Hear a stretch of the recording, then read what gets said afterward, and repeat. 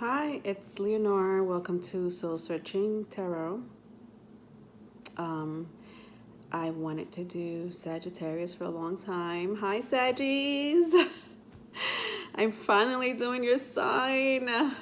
After my Sagittarius, I'm finally going to do all the air signs. I don't know why I left all the air signs for last. It was not intentional. But I have to do Sagittarius. I have to do Sagittarius today. I'm going to do it today. I don't care how I feel. So please excuse my, if I'm like lagging. Just trying to get over recovering, and then I think I'm getting sick again. My sinus is like bothering me. I'm a mess right now. Okay. So Sagittarius, welcome. If you need a private reading, please contact me. My email is in the description box. I am doing them for free at the moment, so please take advantage. Part one, in case you don't know, I do go into the planet. I go into the house, which is you, Sagittarius. I like to give some insight and information about the sign, and then I do a reading, like part two and part three. I don't really like to go into part three, but if I have to, I'm not gonna stop if I'm not getting a clear message. Tarot is all about energy, so I do incorporate tarot and astrology is what I'm saying on my channel. Okay. So that was my intro. All right. So oh, really quick, I am going to talk about birth charts in a few instances in this video.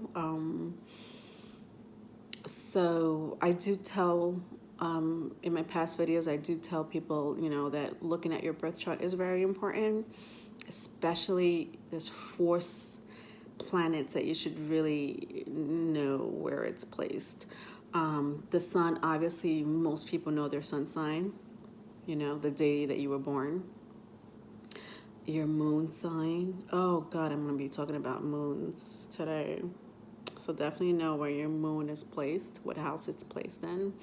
Mine is placed in Aquarius, so my moon is in Aquarius, which is really at its detriment. I mean, the moon is all about inner feelings, and how I react. And I wouldn't say it's at its detriment, but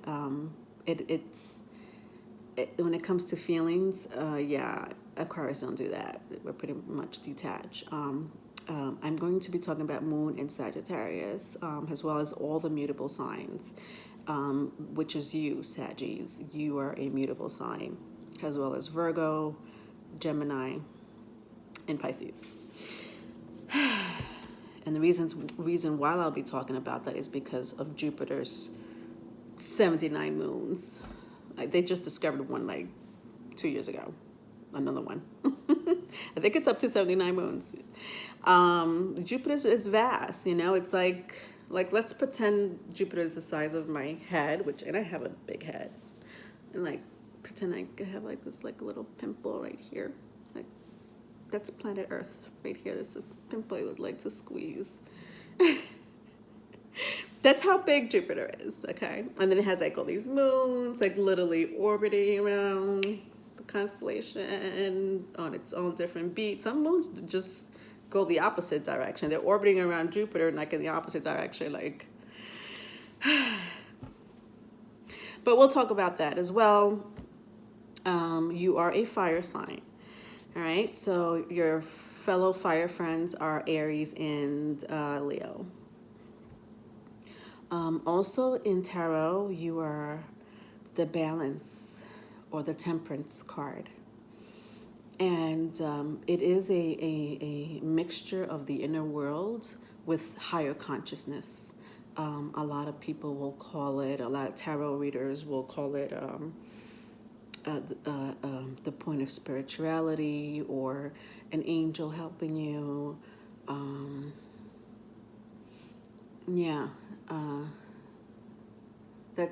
I'm also going to be talking about that a lot, blending the inner world with your higher consciousness. That's Jupiter. Okay. It's the ninth house. Okay, so if you hear ninth house, that's Jupiter, that's you. That's Sagittarius. Shit, I get that. I know my shit, guys. I really do.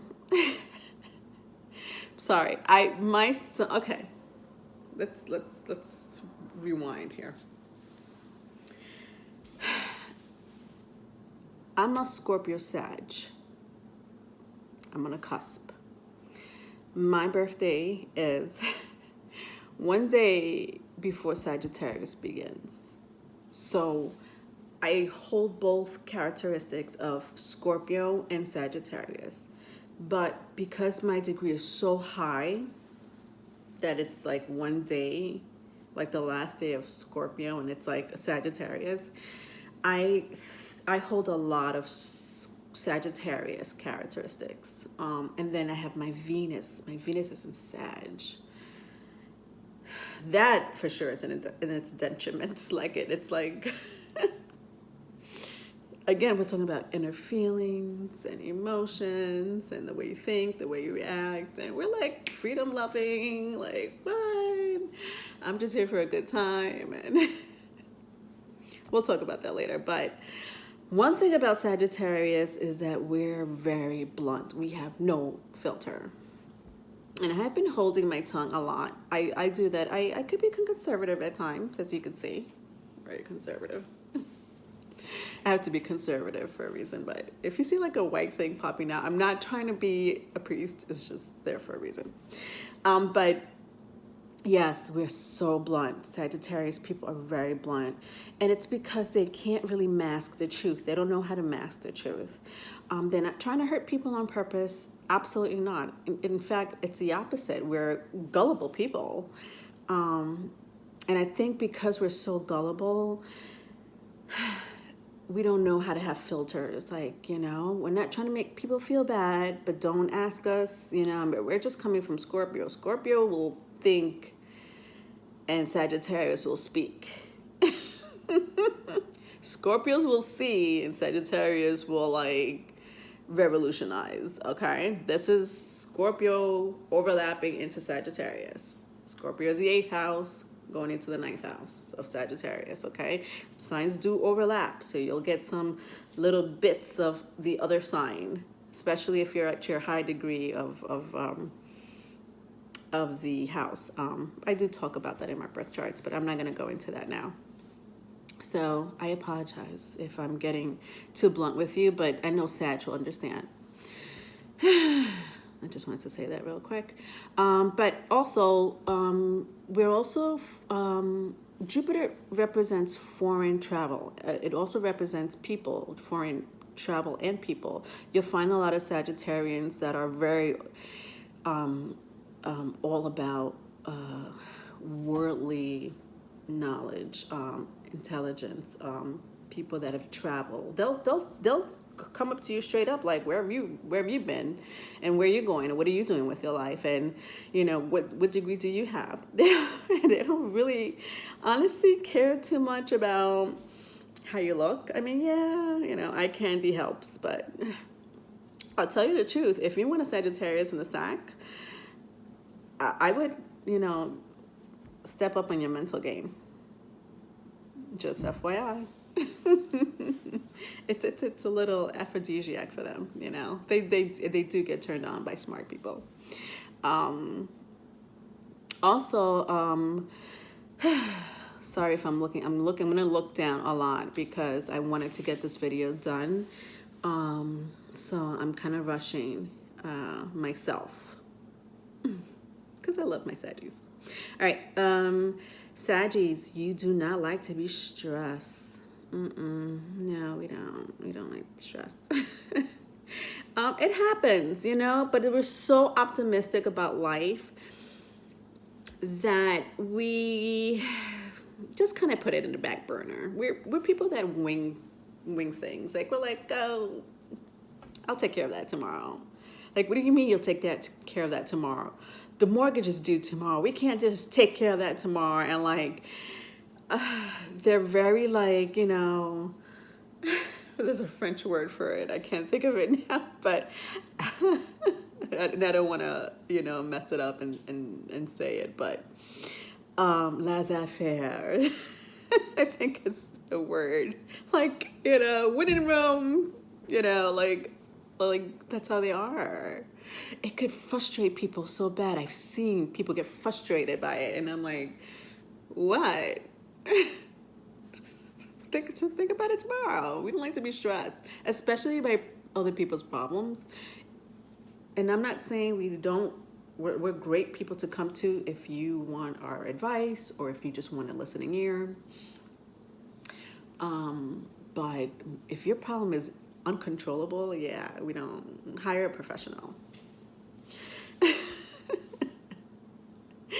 I'm laughing because I know a few Sag, and I know they're looking at the video like, yeah, we get it. We get each other. That's why I have a lot of not a lot, but I do have a few Sagittarius friends, men and women. Also, on the shadow side, because every sign has a shadow side, right? I talk about it with every sign. At least I try to. But the shadow side of us is that we are very gullible people. I think I did mention that before. We could also be obnoxious at some point. And it's because we have no filter, we are very blunt. It could come off as obnoxious. But like I said, on the other side, like it's like we're also very gullible people. We don't, we just don't care. Like we care, but we don't care, like I'm going to say it as it is. And there's things that come into my mouth and I'm like at the most inappropriate time. And I'm like, what did I just say? But because it's a fire sign, and likes to burn energy, right? It's a fire sign, so it's all about action and lots of energy. And so Sagittarius like to burn their energy a lot through different avenues, but sex is like one of the biggest. Because and I mentioned this before, sex isn't, it's an energy. It is an energy that you burn. They like to burn their energy through, exercising. They're just like Aries. Aries, they're fellow signs. Through sex. Leo, same thing. Through work, through sex. It's like they need to burn off that fuel. They have a lot of it.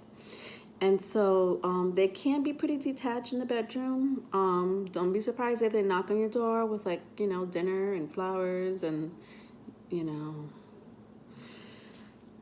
get together and then you don't hear from them. They just needed to burn out some energy. Remember, these are the centaurs. These are mythological creature, the centaur, right? Half horse, half man, with the arrow, Cupid's arrow, sometimes they call it. They're great charmers. But, they're both equal parts of being analytical and savage. That's Sagittarius, in case you were wondering. I'm not going to go into mythology with Sagittarius, though. I did with Capricorn, but I'm not going to go. I am going to go into your planet, because when I tell you that astronomers are very mystified to this very day, that they just discovered another moon for the planet of Jupiter, astronomers are very mystified by it. Galilei, I could be pronouncing it right. I could be pronouncing it wrong, but Galilei founded Jupiter in 1610. Does it mean that it started affecting us Earthlings in 1610? No, it's been in the constellation for billions of years. It's been rotating and going into each house for about billions of years. I mean, we're talking about like the newest constellations out there, maybe millions of years old. So be very aware of that. But Galilei was a physicist, engineer, astronomer. They called him also a polymathematician. Sorry, he was like forward, like when it came to like, oh, very future forward thinker. And he discovered this planet. And why do I say astronomers are mystified by this planet? Well, it's a gravitational field of this planet. Remember I was telling you about my head and the little pimple? I mean, the gravitational field of this planet, Earth, you can't compare Earth with it at all. It doesn't have that pull that this mass planet has. And the fact that it has pulled in moons, it has pulled in asteroids.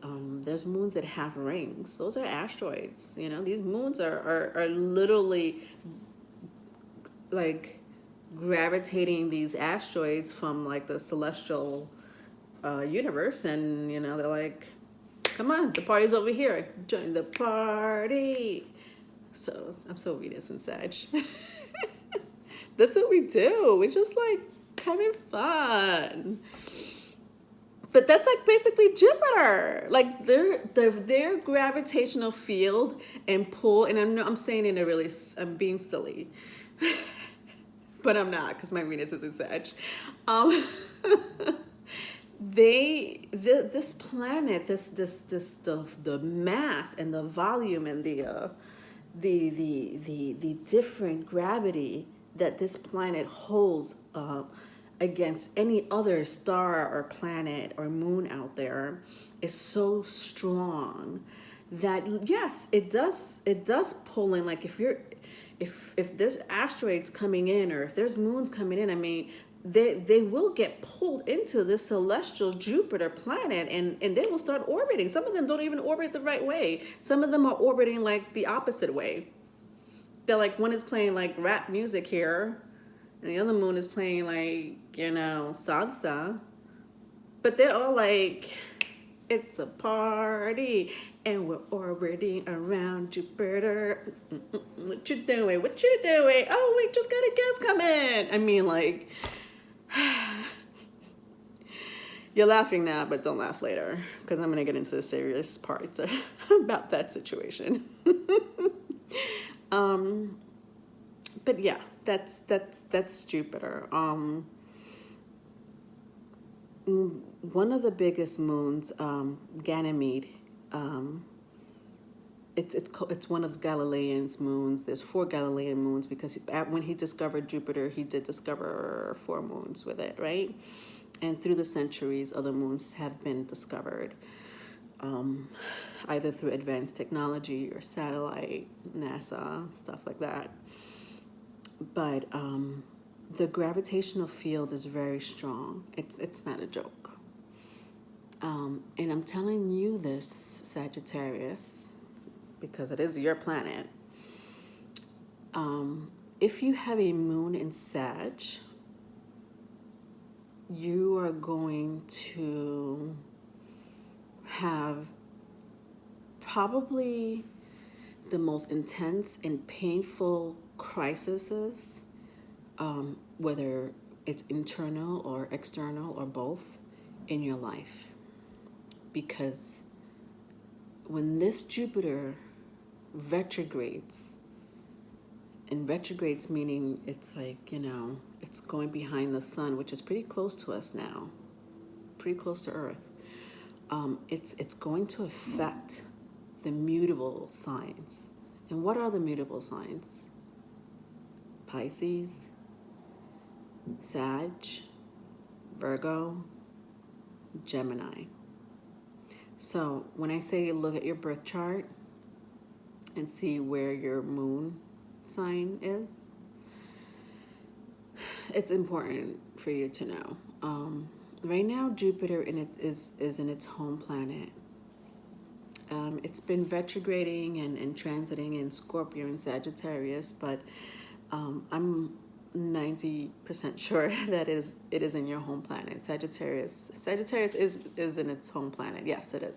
It's in the Jupiter is in Sagittarius right now. Planets and moons and sun, they have they go through houses. They do. I kind of explain that once in a while, and I show you my little stupid drawing with the wheel and and how each planet, moon, moon meaning just the Earth moon, but asteroids, and it's such a astrology is so vast and in depth. I'm thinking in my head, like, where do I even begin to start telling them that there's much more than that? There is so much more than that affects you. But let's just stick with tropical astrology, because believe it or not, there's more than one astrology. There's Vedic. There's like two other more. But when I talk about astrology, I usually stick to tropical. I may overlap with Vedic. Not much of a difference. Timeline is always a huge debate, but it's interesting that it still represents what it's supposed to represent, no matter what. Just with mythological stories, when it comes to Roman, Greek, Egyptian, esoteric, and stuff like that, it's we acknowledge it as astrologers, especially as astrologers. Not that I'm not saying I'm an astrologer whatsoever, and I do say that a lot. I do not consider myself to be an astrologer. When I talk about astrology, I'm literally just scraping the surface, just so that you could understand a little bit of it, okay? Because it's so much in depth. But planets go into houses. And so right now, Uranus, so many different ways of pronouncing it. I like to pronounce it Uranus for whatever reason, is in Taurus. We are in the age of Aquarius. And the age of Aquarius started with the house of Taurus, the second house. Mars right now has been in the sign of Virgo. So when these things happen, that planet will affect the zodiac sign, the house, okay? So what is Jupiter about? Jupiter is about fortune and expansion and higher learning. And the fact that it's going to be in its home planet, that is like, that's great for someone, especially if there are mutable signs. But when it's in retrograde, your moon sign will be affected. Let me put it mildly. When Jupiter's in retrograde and your moon is in Sagittarius, you'll be fucked. In the way that I had mentioned about the crisis that you would go through internally and externally. And I don't want to stick to just moon. It can be just sun as well if your sun is in Sag, but moon, especially moon in Sagittarius, moon in Gemini, moon in Virgo, moon in Pisces. Those are mutable signs. Mutable means changes. Jupiter is the planet of changes. And those would be like the tarot moments, what we call in tarot, the tarot moments for you guys. I went through an external change just recently, some painful surgery, and it wasn't so painful. I was okay. But not that my moon is in Sag or any of those mutable planets, but I am a Sagittarius cusper, and I am going through some tarot moments. So that's why I'm saying, like, maybe it may affect your sun sign as well. If you don't know your moon sign, I wouldn't be surprised if any of those 4 signs that I mentioned are going through some pivotal moments in their life, internally or externally. Okay? I ramble so much. I hope that was like insight that was useful for you guys. Now, when I was just talking about like the houses being in its the planets being in its houses. Sorry. I want to talk about two specific things. I hope that I could get to both of them, but I want to talk about the Freedom Riders. Do you remember the Freedom Riders? If you know anything about the Civil Rights Movement, back in 1961, Jupiter was in two houses, Capricorn and Aquarius.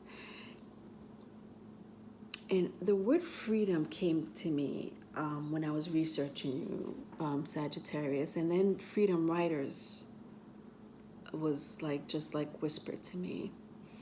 And I'm like, where was Jupiter?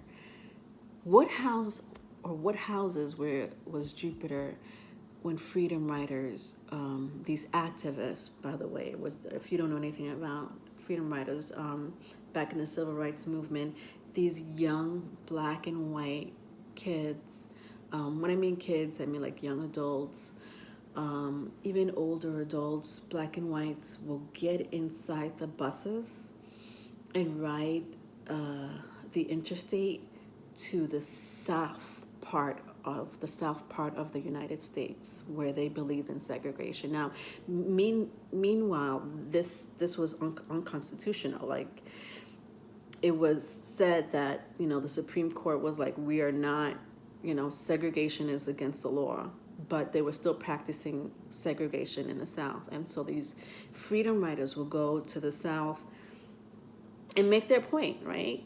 Make their point, make their objective. Jupiter was in the house of Capricorn, which is all about goals and objectives and political and social status, and the structure of the legacy. And so the fact that Jupiter was in that sign that year and was also in Aquarius. What is Aquarius? Aquarius is all about humanitarian, unconventional thinking. What the fuck were they thinking going to the South? They knew that they were about to be dead. Like, basically, you're going to the South to be burned, hanged, or dragged, make you an example. They were there for a reason. The Freedom Riders, this type of activism only lasted a year, maybe even less than a year. And in that year, it was in those two signs. Jupiter was in those two signs. That's some fucked up shit. But they made their point, right? As humanitarians, as activists, trying to change the political structure of the South. And they used it in the Aquarius and Capricorn type of way. Remember, it's always about the planet and how it's affecting those signs. Bob Marley. Bob Marley is the second thing I want to talk about. His moon was in Sagittarius. And Bob Marley is not someone that I wanted to talk about. But I do remember Bob Marley being I thought he was a great humanitarian through his songwriting. It was all about spiritual love and humanitarian. I think he might have been some type of activist, if anything, in his own land. Did he win the Nobel Peace Award? I mean, he should have won the Nobel Peace Award for what he did and the love that he brought worldwide. This man was known worldwide through his songs. So I wanted to look at his birth chart because his songs were coming to me when I was researching Sagittarius, and to find out that he was a sun in Aquarius. Again, all about humanitarian, all about unconventional thinking. And the moon in Sagittarius, Moon in Sagittarius, Sun in Aquarius, Moon in Sagittarius. Now we're talking about a man who is focused on expanding the word, you know, through his songwriting, politically, socially, spiritually. He had his Mercury in Sag too. His Mercury, which is the planet of communication. Those four things that I think I might have mentioned at the beginning of the video or not. Sun, Moon, Mars, Mercury. Those are the major blueprint of who you are. Sun, Moon, Venus, Mars, Mercury, even your ascending sign. You know, it does go a little further, but you know, the rest is more of a journey. Like, you know, if you're going to Jupiter or Uranus, or I mean, Jupiter is pretty vast, but I think every planet and Moon definitely has a specific reason of being in your birth chart, in what house it's ruling for a specific reason, just like what I talked about before with the civil rights movement and the civil in part one in the Scorpio video. I talk about how a planet is affecting Capricorn, actually Pluto in Capricorn, how that is affecting us as a collective. So, you know, Bob Marley was very, you know, he was all about having fun, and his Venus was in Aries, by the way. And he's also very optimistic, you know, eccentric. But again, this is blending the inner world with higher consciousness. What I just talked about was all about blending the inner world with higher consciousness. That is Jupiter. Is so Jupiter. So yes, Jupiter is in your home planet, folks. It is going to stay there. It is the planet of good luck and fortune. It is. And fortune doesn't have to be all about money or tangible things. I think being fortunate is having wonderful people that love you, support you, having some type of peace within yourself. You know, that's spirituality. You know, some people call it spirituality. That's fortune. You know, millionaires could be fucking miserable as hell. And we're like, well, we wish we were like you, because I know I'm not a millionaire or a billionaire for that reason. I just like, you know, I don't, and I'm saying this has a Sag and an Aquarius moon. We don't give a fuck about money. And the funny thing is that for us, money comes at the very least when we expect it. Because for us, depending where your Jupiter is, where it's placed, what sign it's placed, God forbid if it's in Taurus. Ugh. Taurus is all about possessions. Gemini, it's all about worrying, worry. But, you know, I'm saying this has a moon in Aquarius and a Venus in Sag. I am okay with, you know, where I am. Do I want to expand? Yes. Heck yes. My Jupiter's in Pisces. But my type of expansion is all about spirituality. It's all about being in front of your face and talking about the constellations. You know, I could be, you know, a preacher, or I could be some type of nun. I would be okay with those things because I am serving the human race for a greater good.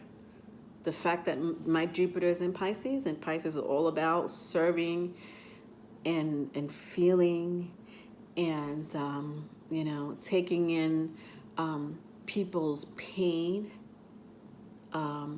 just so that they could feel better. Oh, God. To have it in Jupiter, that's all me. And then my ascending sign is in Pisces. I want to cry now. Sorry, Pisces. Did not mean that on purpose. All right. I do want to cry sometimes. Actually, the full moon that we just had is in Pisces. Yeah. So moons and planets do go into houses. Okay. So I hope that made sense. I'm gonna click off and go into part 2 and do the reading. Okay. All right. See you then.